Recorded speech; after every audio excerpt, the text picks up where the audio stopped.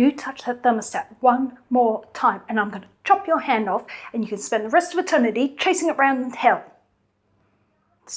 Told you. Stupid thing.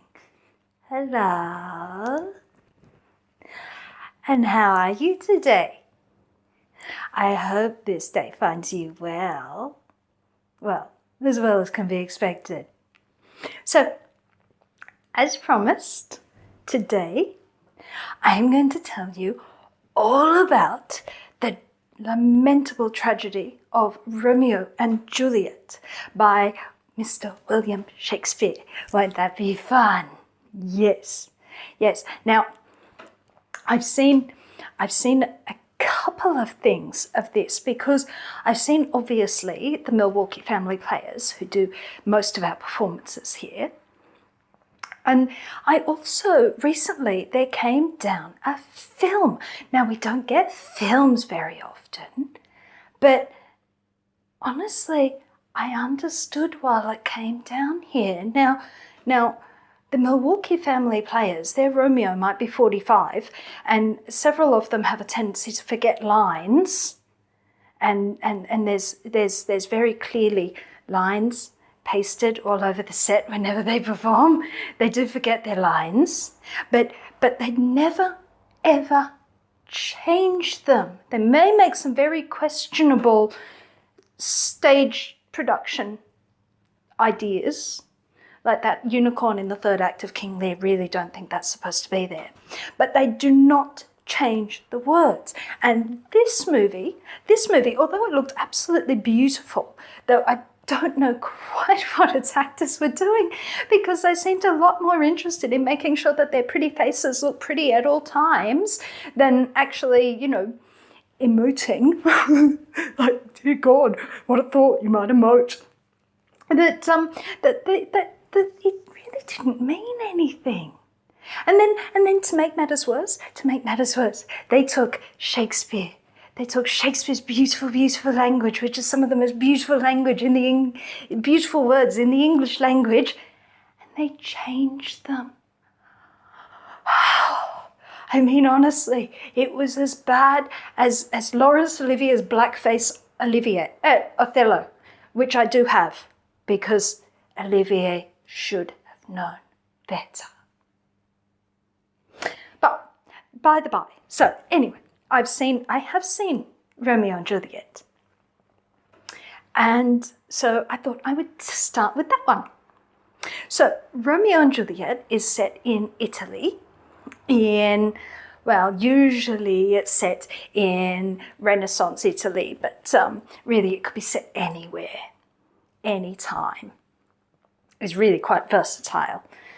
Yes, the Milwaukee Family Players, they decided to be really up to date and decided to do a Yugoslavia thing, which was quite good. Except that they really, I don't think they got the uniforms right. And I don't think it quite worked out quite the way they made it. But anyway, it was a nice try. It was their latest production. So it starts out with a public brawl.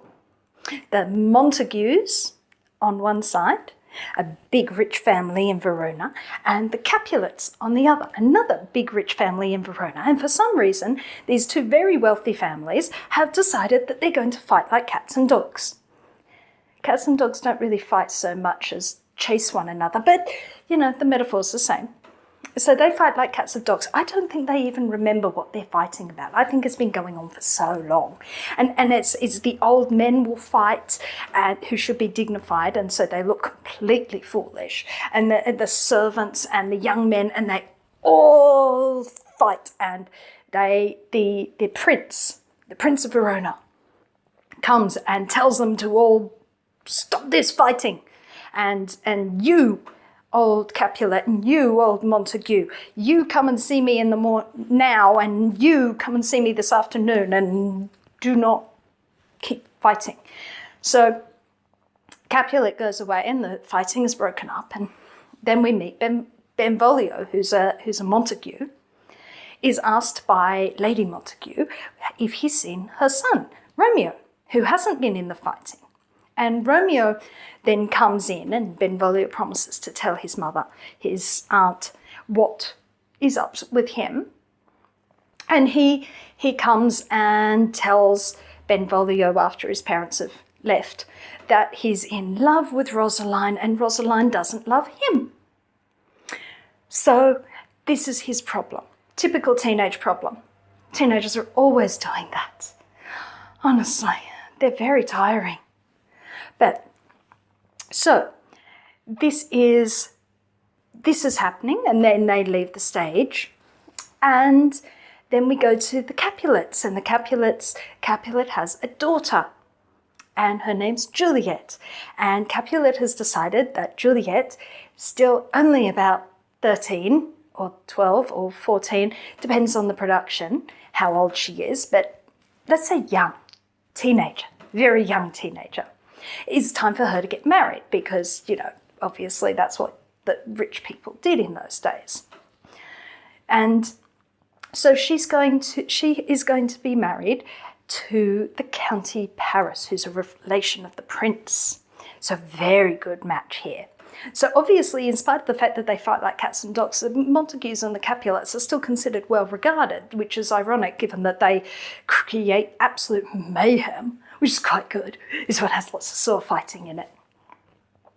So she's going to be married to the prince, and her mother is sent to talk to her about this. And her major companion is her nurse. And her nurse is a silly, silly, prattling old woman. I mean, talk about an old peasant woman. And her mother is clearly not impressed. But Juliet agrees to look at the prince. So back in the street, we meet Romeo and Benvolio again. And they meet a servant of Capulet who is giving a ball, and he can't read the invitation list. So he asks Romeo, "Can you read?" "Yes." "Can you read this list to me?" And Benvolio, hearing that Rosaline is going to be on the guest list, suggests that they crash the party, which they do. They crash the party with their other friend, Mercutio. Mercutio is also a relation of the prince, and Mercutio is one of those friends that I think just about every teenage boy has. The one that takes everything that little bit too far. The one who possibly also fancies him. But that's Mercutio. Mercutio tells this great story of Queen Mab. He's also a bit out of control, as usual, but, he's great fun. So they go into the party and they dance, and Romeo meets Juliet. It's a masked ball, and neither knows who the other is, and he suddenly completely forgets Rosaline and falls helplessly in love with Juliet. Juliet, likewise, falls completely helplessly in love with him after 5 minutes. Yeah, teenagers. Teenagers can do that. Can't do that when you're not a teenager. When you're not a teenager, it just looks a little bit psycho. But when you're a teenager, you totally do that. But so they fall totally in love, instantly. And Tybalt, who is also at the ball because he's a Capulet, he's Lady Capulet's nephew, and he's a bit, hot-tempered. And he gets all incensed as how dare there be Montagues at our ball, and his uncle, Lord Capulet, is forced to tell him to behave himself, not behave like a complete bore at his party and start a fight, which would not look good for his daughter's marriage prospects, I can tell you. Yes, so he tells him off, but Tybalt is not happy and is cursing things. Now, after the ball, at the ball also, Romeo and Juliet discover who the other is, which makes them rather unhappy. So after the ball, Romeo decides that he really can't live without Juliet, and so he sneaks into the Capulets' compound over the orchard wall, and he hears his friends out in the street looking for him, but he ignores them. And I think everybody's a little bit drunk because it's been a big party and everybody drank, and I don't think anybody was IDing anybody. So they're all a bit tipsy, in which case that completely explains the falling in love that quickly, because, yeah, that totally happens. You're all wearing the happy goggles. So he jumps over the wall and he looks up and he happens to see Juliet at her window. And he sees her and talks about how much he loves her, how beautiful she is and how wonderful. And then she speaks, not to him because she hasn't seen him yet. And then and she, in her meditation, talks about how much he is so wonderful. And so then he decides to talk to her. And they get to talking and discover that they both love each other absolutely madly. And then Juliet says, and this is where all the trouble starts. Well, not quite, but this is a bad idea that starts everything.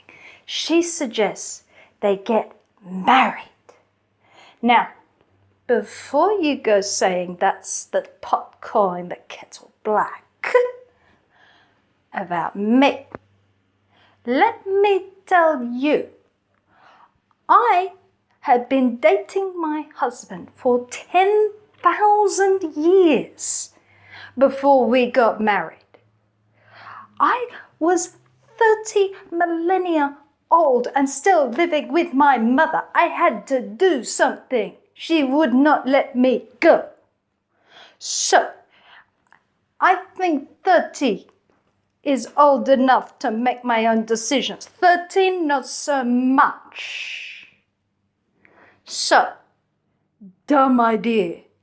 Who lets teenagers get married? But they think this is a great idea because they're teenagers and they're stupid. Clearly Romeo's not old enough for a wife, and clearly her parents have already picked a husband for her, as is their right in this world. So, not a good idea, which would remain a stupid teenage idea if it weren't for the major villain of the piece who turns up next. Because Romeo promises to work out a way for them to get married, and he goes to Friar Lawrence. Now, Friar Lawrence is a priest, and I don't have much truck with priests. We don't really need priests down here. We don't have many. We've never really had many. People usually use priests to go, oh God, oh God, oh God, please don't send me there. So people don't like to come down here. And we get everything anyway. Well, we used to in the old days. I think the closest thing we have to a priest is Jimmy Page at the moment. But we don't really do priests. So anyway, this priest. Now, here it should be the voice of reason. They're teenagers after all. And Romeo comes and says, we want to get married. And the priest at first tells him, well, weren't you just in love with someone else for 3 weeks? And now won't you be in love with them, someone else in 3 more weeks' time? Because obviously that's how teenagers work. We all know that. But eventually he is persuaded somehow he is persuaded, this adult is persuaded by, a 16, 17-year-old boy that, yes, I should marry in secret the children of 2 absolute arch enemies, because that will bring about peace. That couldn't possibly go wrong. I think this whole play is about the murder of 2 teenagers by a priest where it cannot be discovered. I think that was his plan all along. Clearly that was his plan all along, because he is key to things getting screwed up over and over again. So, His priest agrees to marry them. Romeo goes off, tells the nurse, who, frankly, stupid old woman, what kind of a stupid adult, goes and says, oh yes, my 12-year-old mistress, who, mind you, does not pay my wages, but her mother, is persuading me to let her marry the 17-year-old son of our great enemies. I mean, duty of care. I mean, seriously, that old woman should have gone straight to her mother and locked her in a bedroom, because, like, dumb idea, man. But she doesn't. And so they organise for Romeo and Juliet to meet at Friar Lawrence's and get married, which they do. Then, having got married, Tybalt, who has already left a letter at Romeo's house challenging him, meets up with Benvolio and Mercutio. Benvolio and Mercutio are wondering what's become of Romeo and what's going on and whether he will actually meet Tybalt to fight. But when Romeo turns up, he doesn't fight. He decides that he has to be peaceful, which, frankly, you can't be peaceful with the King of Cats. It's like, really, he doesn't do peace. He doesn't do descale the situation. Even Benvolio's not very good at descaling the situation of Romeo. Definitely not. So the whole thing ends up with Tybalt being very, very annoyed and Mercutio being very confused about why his friend is suddenly acting like a complete coward. And so Mercutio fights Tybalt and Romeo tries to break it up and Mercutio is killed. Romeo, distraught at what he's gone and done, goes, fights and kills Tybalt. He is persuaded to run away, and Benvolio has to explain the whole hideous mess of dead bodies to the prince and everyone else. The prince, because Romeo is considered a decent sort and takes extenuating circumstances into account, goes and banishes rather than kills him. We then meet Juliet, gets word that her new husband has killed her cousin, and she's rather conflicted about this.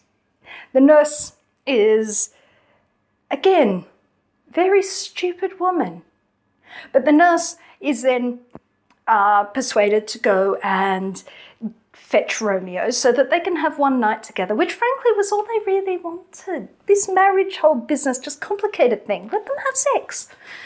You know, how bad can it be? She's getting married anyway. Pass it off. Okay, I'm pragmatic. So sue me. Queen of the underworld here. Queen of the underworld. You expect high morals? So,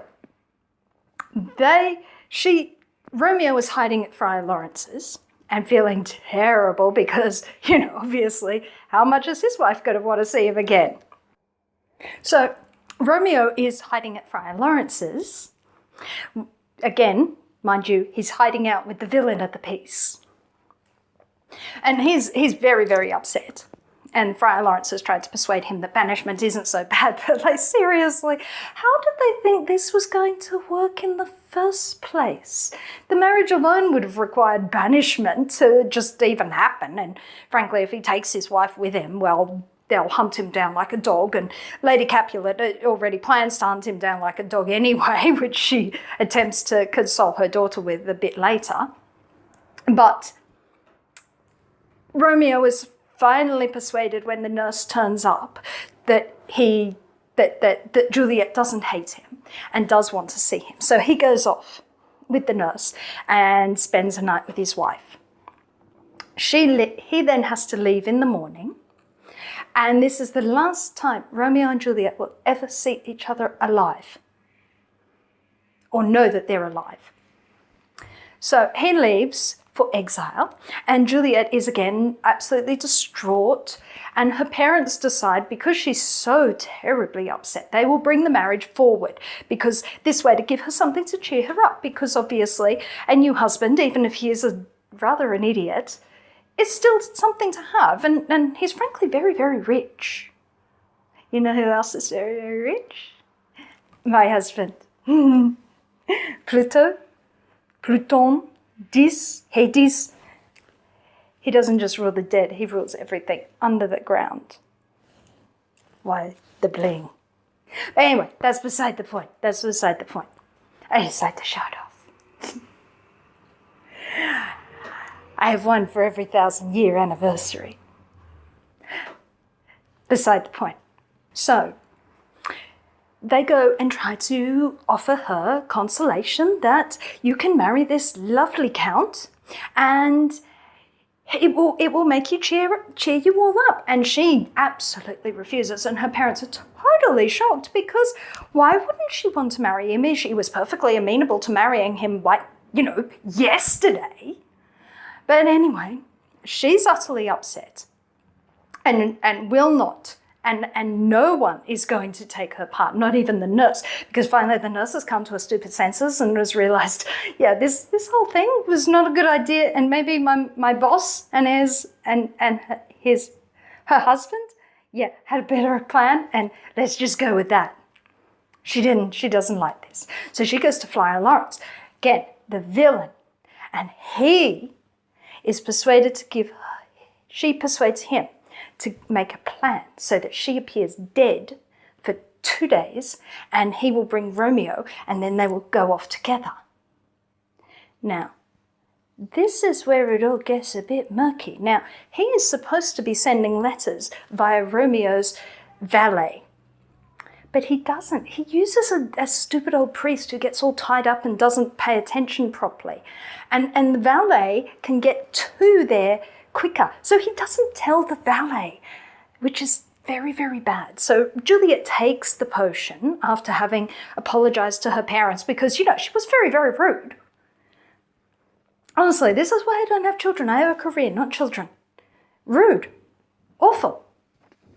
So she takes the potion and then she's dead and her parents are heartbroken.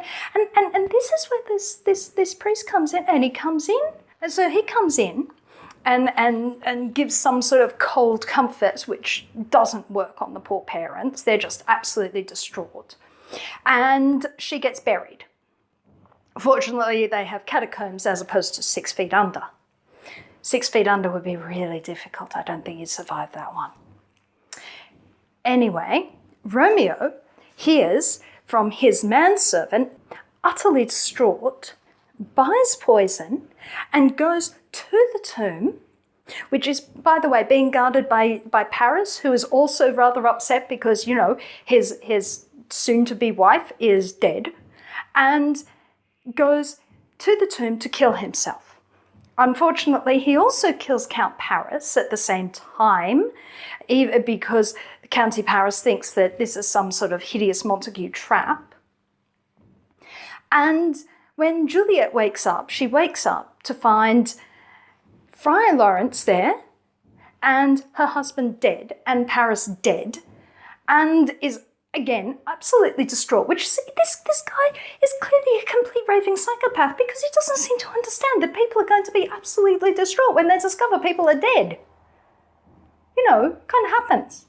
And so he leaves her there and she kills herself, and then everyone comes in and it's like, how on earth are all these people all these people are dead? And the two parents, even Romeo's mother died of grief because of his exile. So we have 1, 2, 3, 4, 5, 6 dead people based on that friar's pride. Which is why, should he ever come down here, he's cleaning out the sewers. So the two, old Capulet and old Montague, discovering that their whole world has fallen down around them, agree to be reconciled, which is a very sad way of getting reconciled. The priest gets away with it. I mean, seriously, 6 deaths. This is the story of the murder of 2 teenagers by a priest. See, Romeo and Juliet. When it comes to the romantic thing, it's interesting how few romantic heroes are at all funny. Would have thought there'd be a few more laughs. Hade's very, very dark sense of humour. He always makes me laugh. But anyway, that's Romeo and Juliet. So come along next time and I'll do the Scottish play. I like that one. It has witches. Anyway, until we meet again, bye-bye. If you would like to support this channel, come across to the Black Cockie Press website, www.blackcockiepress.com.au, where you will find books and other writing services to help with your writing.